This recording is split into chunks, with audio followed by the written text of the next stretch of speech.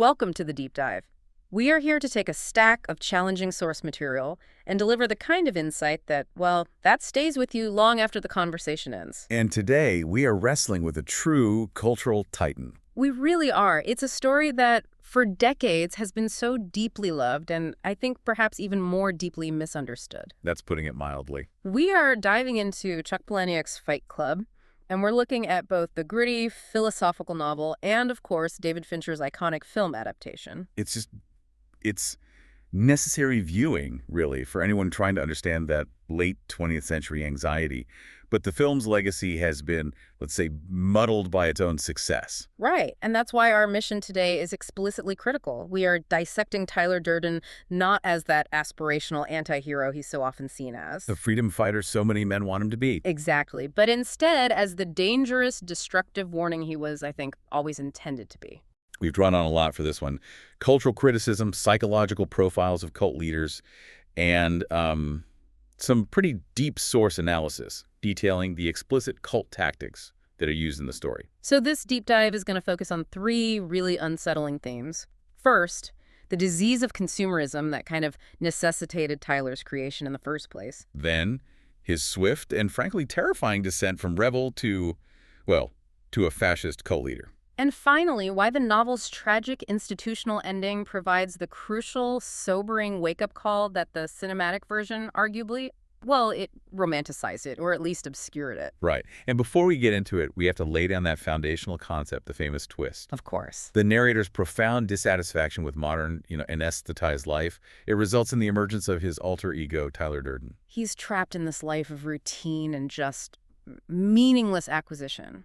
And he unknowingly bifurcates his personality. And Tyler is the physical manifestation of all the traits the narrator has repressed. It's the confidence, the aggressive independence. The daring, the charisma, everything he thinks he's not. Exactly. Okay, so let's establish the stakes of that repression. The narrator is, for all intents and purposes, drowning in this dull, consumerist existence. He's functioning, sure, but he's hollow. And Tyler is the shadow self. He's the id unleashed. He's a pure destructive force aimed at dismantling the narrator's meticulously constructed world. But here's the paradox that I think we really have to confront here. That search for authenticity, for something real through self-destruction or anarchy, the things Tyler embodies, it almost never leads to true liberation. No. As the source analysis suggests, it often leads to a more rigid, more terrifying form of confinement. Precisely. Before we analyze the collapse of the persona, we have to analyze the foundation that cracked in the first place. A whole story is predicated on the extreme dissatisfaction of the narrator's life. And that brings us to Section 1, the insomnia and hitting bottom. We've termed this Theme 1, the IKEA Nesting Instinct, the disease. The novel is, at its core, a deliberate and a furious satire of late-stage modern American life. And the core target, which the narrator just epitomizes, is that obsession with consumerism. Right. The sources call it the mindless purchasing of products to fill an existential hole.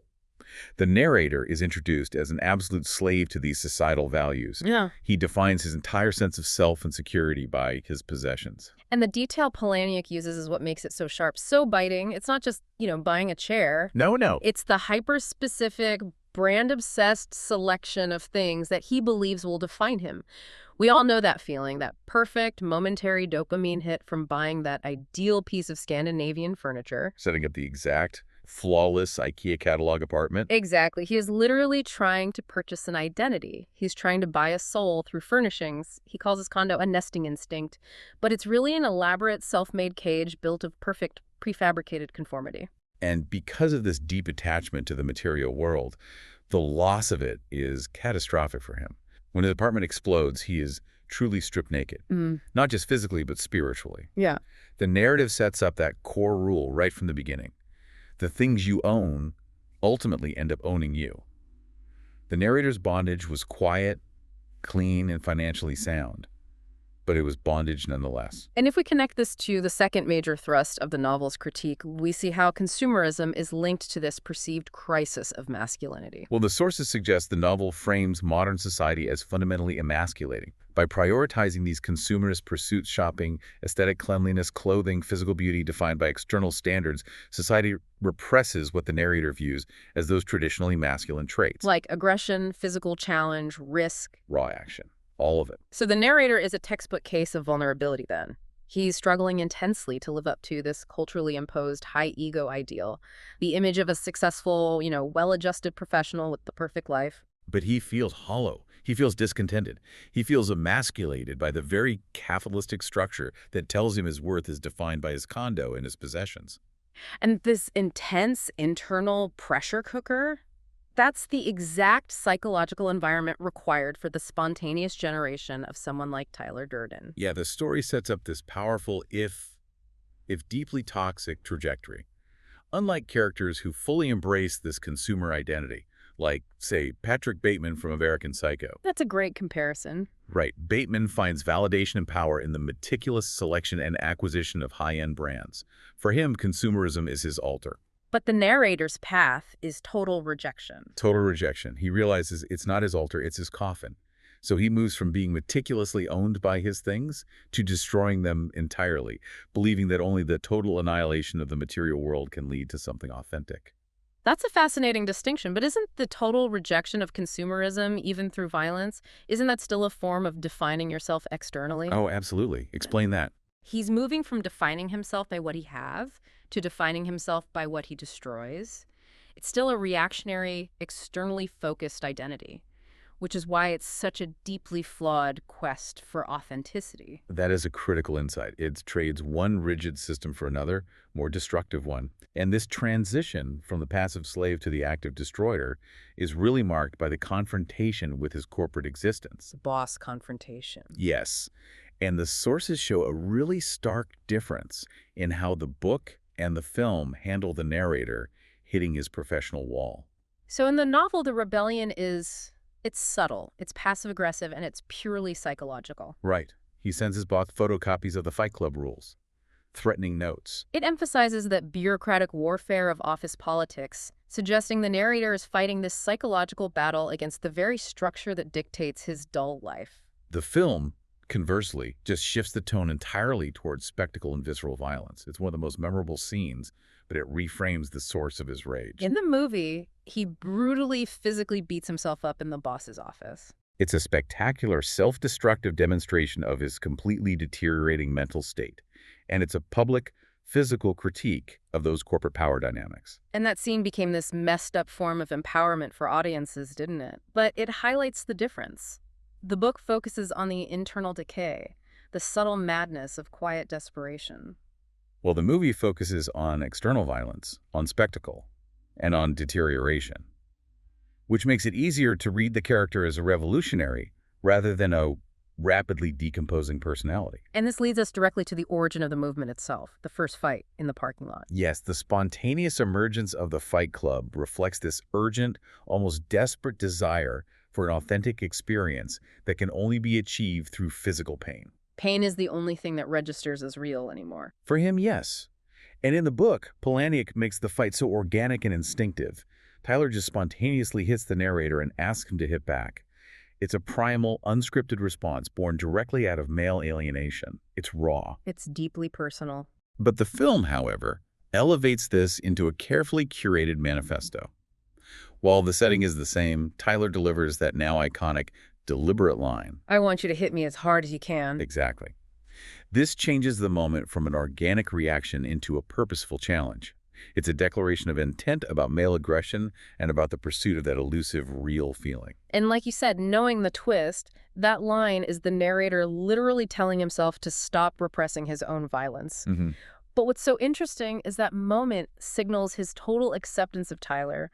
With the destruction of his apartment and the subsequent commitment to Tyler's philosophy, the narrator moves from being a victim of consumerism to an instrument of nihilism. Which brings us to the far darker second theme. We transition now to Section 2, the cult of Tyler, and Theme 2, the shadow self.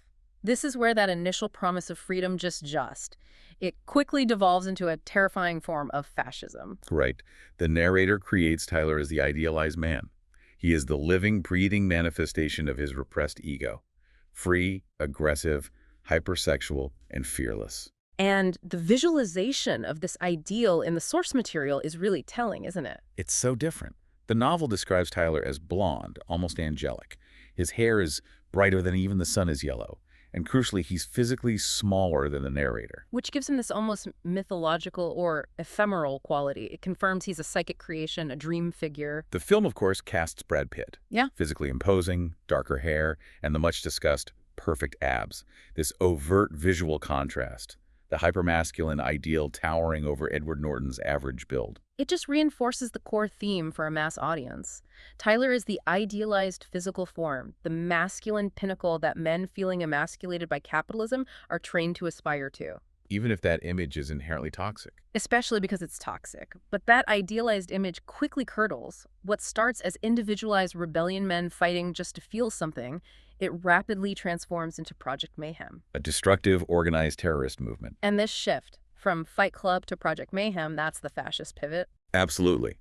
Tyler, the charismatic leader, gives these frustrated, emasculated men exactly what every cult leader provides. An external enemy to fight. Capitalism and the societal structure. Right. And a rigid, simple path to restoring their lost sense of masculinity. Tyler capitalizes on male inadequacy and existential discontent, and he offers purpose where there was only inertia. I think it's absolutely essential for you, the listener, to understand that Project Mayhem is structured and functions precisely as a real-world cult. Our source analyses explicitly detail Tyler's methods through the lens of classic cultic brainwashing and indoctrination techniques. The sources on cult recruitment are really clear. They highlight that leaders successfully lure in vulnerable individuals who are already experiencing disappointment themselves or are struggling to meet a high-ego ideal. Which perfectly describes the men in the Fight Club. They feel emasculated, discontented with their role in society. They are primed for manipulation because they are looking for someone to tell them what their life means. And Tyler doesn't just promise answers. He manufactures dependency. According to standard cult analysis, leaders lure potential members with the promise of a better life or the answers to life's confusion. And Tyler offers the fight, the sensation, as the initial answer. But once they buy into Durden's solution, the structure changes rapidly. The transition from the relatively harmless Fight Club, which required strict adherence to 8 rules, to Project Mayhem, where there is just unquestioning worship of Durden, is frighteningly quick. And this transition relies on the destruction of the pre-cult identity. Tyler institutes a series of coercive techniques that are just. They're textbook cult indoctrination. We need to detail these, as they are central to the warning. Absolutely. To break down the individual and install the new Project Mayhem persona, Tyler institutes this brutal hazing ritual for recruits. The ritual. It involves forcing the men to wait on the porch for 3 days. No food, no shelter, no encouragement. Just enduring verbal abuse and psychological pressure. They're left in this state of suspended agony, purely as an expression of faith and an attempt to win the approval of the leader. And if we break down the psychology of that, these tactics are designed to induce maximum debilitation and disorientation.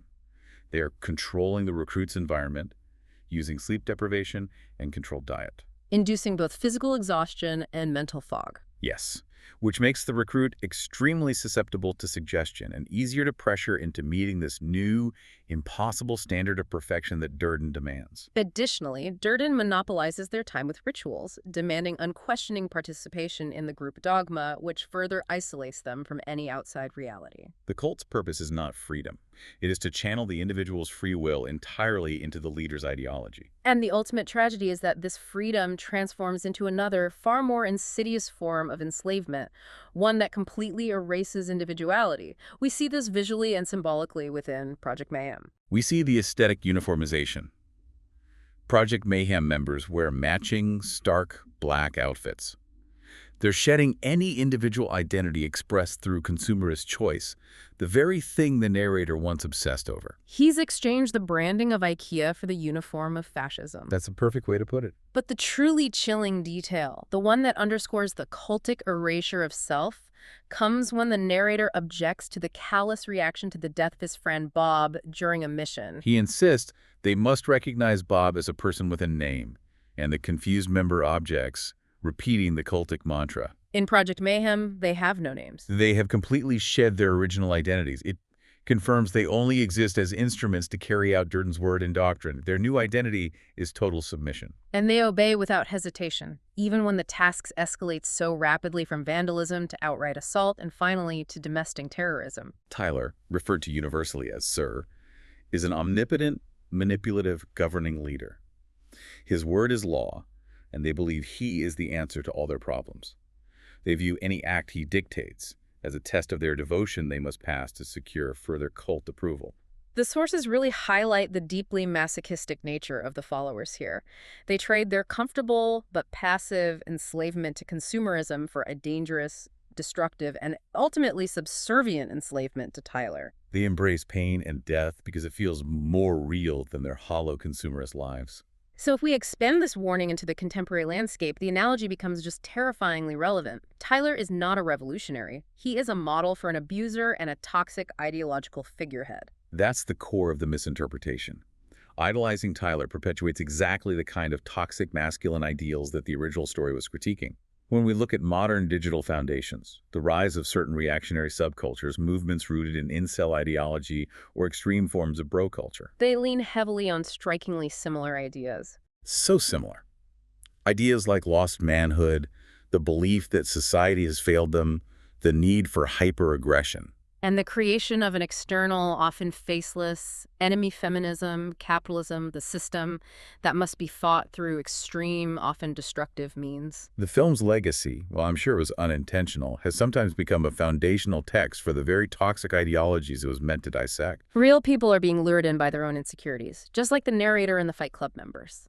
They're idealizing figures who offer these destructive, simplistic solutions to complex personal and societal problems. They're trading the soft cage of consumerism for the rigid, destructive cage of a militant, identity-erasing movement. So we've covered the initial disease, the narrator's consumerist sickness, and the toxic fascist cure, the cult of Tyler. Now we have to turn to the endgame to understand the true prognosis. This is Section 3, the wake-up call, and Theme 3. The two endings, Hollywood versus reality. And the crucial difference between the book and the movie clarifies the actual warning. First, we need to compare Project Mayhem's final goals, because the target changes the entire meaning of the destruction. Right. In the novel, the final goal is a single symbolic act, demolishing the Parker Morris building so that it crashes into a national museum. Which emphasizes the destruction of cultural institutions and historical artifacts. It's an attack on history, on culture, on the very idea of legacy. It's pure nihilistic rejection. The film, however, scales it up and focuses the target.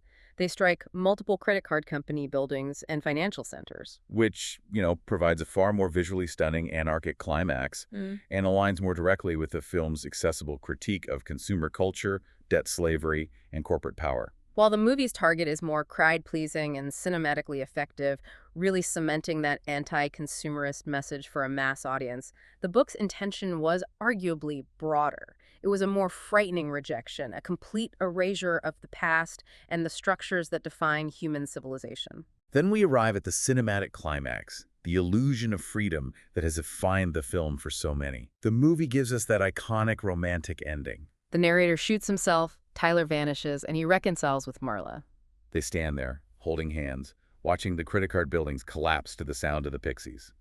It is a moment of pure, symbolic liberation. And it suggests that authentic human connection with Marla is the answer to the alienation that birthed Tyler in the first place. The narrator's long-term fate is left wonderfully ambiguous.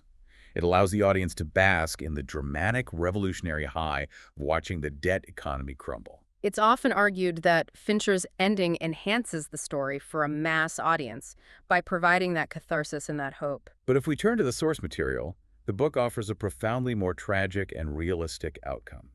One rooted not in symbolic external destruction, but in enduring mental illness and institutional control. Because the book continues the story. It goes beyond the moment of the gunshot and the apparent psychological breakthrough. The narrator wakes up in a mental institution, and that reality completely shatters any notion of symbolic freedom or a clean slate. And crucially, the narrator believes the institution is heaven. Yes, and that is the ultimate tragic delusion. He hasn't achieved freedom at all. He has simply found a new, internally constructed and externally supervised cage. The profound warning is clear. There is no escaping the boundaries of your own mind and your own pathology, regardless of the chaos you instigate outside. That institutional setting is the enduring cage. It confirms that institutional control remains, even after his psychological breakthrough. The external forces he sought to destroy whether corporate or social, have now been replaced by medical and psychological structures designed to contain him, And there's that final chilling detail in the book. He receives letters from Project Mayhem members, who are clearly working inside the institution. suggesting the movement continues unabated, ready for their leader's return. That detail is so critical. It proves that the ideology, once it's unleashed, has taken on a life of its own. The problem wasn't contained to the narrator's psyche. It was the vulnerable audience Tyler groomed. The mayhem persists. The book denies the reader the satisfaction of victory. It forces them to focus not on the external destruction of buildings, but on the ongoing internal mental struggle. And we have to dissect Marla Singer's divergent roles, as she is key to the interpretation of the meaning. Her function shifts entirely between the two versions, reflecting the different messages the adaptations deliver. In the novel, Marla's final role provides a powerful layer of redemption and a circular narrative structure. She and the members of the support groups, the community the narrator initially exploited and mocked, they save him from the roof of the Parker Morris building. They become his salvation through flawed, genuine human community. And what a profound statement that is. It suggests the answer to alienation isn't hyperviolence or destructive nihilism, But messy, vulnerable human connection and community. Even the exploited community he scorned. It's a move toward redemption through others. In the film, however, she witnesses the destruction with the narrator. It's a romantic conclusion, suggesting that once the financial symbols fall, they can start fresh, together. The focus is on love conquering alienation, rather than communal redemption saving him from his own pathology. The book's insistence on the institutional epilogue prevents any easy sense of closure or victory. It argues that even if you destroy the external symptoms, the banks, the corporations, the internal disease, the high ego ideal, the self-hatred that birthed Tyler, it persists. And the final tragedy is his inability to recognize reality, believing the clinical confines of an institution are heaven. Hollywood chose the iconic shot of the collapsing buildings and the implied clean slate because it is visually satisfying and revolutionary. Polaniak chose the depressing follow-up of institutionalization and the knowledge that the mayhem continues without its supposed leader because it is intellectually honest about the consequences of profound mental breakdown. The book reminds us that the fundamental crisis is internal. The psychological control over the narrator's perception remains firmly in place. He wanted freedom, but he achieved a deeper, more profound form of entrapment. So as we enter the final part of our deep dive, let's solidify the core warning we've extracted from these source materials. We've traced the narrator's quiet slavery to consumerism, his creation of Tyler as the dangerous shadow self, and how that shadow became a full-blown manipulative cult leader. Using real-world brainwashing techniques like sleep deprivation, loss of identity, and demanding unquestioning obedience. The ultimate verdict is not that the narrator found freedom. Tyler Durden is a profound warning about the toxicity of seeking the real through destructive, unquestioning aggression. The narrator and his followers were masochistically drawn to pain and death precisely because they felt it was more authentic, more real than their passive, dull lives. They traded the comfort of consumerist slavery for the brutality of fascist slavery. The story isn't a celebration of nihilism. It's a detailed exposure of how easily profound dissatisfaction and repressed aggression can be channeled into dangerous, ideologically rigid, and ultimately fascist structures. And Tyler is the perfect, terrifying manifestation of repressed male aggression, violently reacting against an emasculating commercialized society. And this final, chilling lesson delivered by the book's institutional ending is the most profound lesson of all. The story ultimately argues that even if you succeed in destroying the symbols of society, the banks, the cultural institutions, the icons of consumerism, You cannot escape the fundamental internal crisis within yourself. the external world, the Fight Club, Project Mayhem, was merely a symptom of that fractured psyche. The real fight is not against capitalism. It is with the self. It's the ongoing, intractable mental struggle. The moment the narrator wakes up in the institution, believing it's heaven, the tragedy confirms that freedom was never achieved. He simply found a new, delusional, and inescapable cage. You might think you're destroying the symbols of your oppression, but often, as the narrator found, you are merely cementing a new phase of delusion or institutional control. Which I think poses a question to you, the listener, and it's essential for self-reflection. What form does your own IKEA nesting instinct take? What material possessions are you using to try and fill an existential void? And crucially, what is your personal price of admission? The internal or external violence that you are willing to pay for finding something you consider real? That is the challenging, essential question left hanging at the end of this deep dive. Thank you for joining us.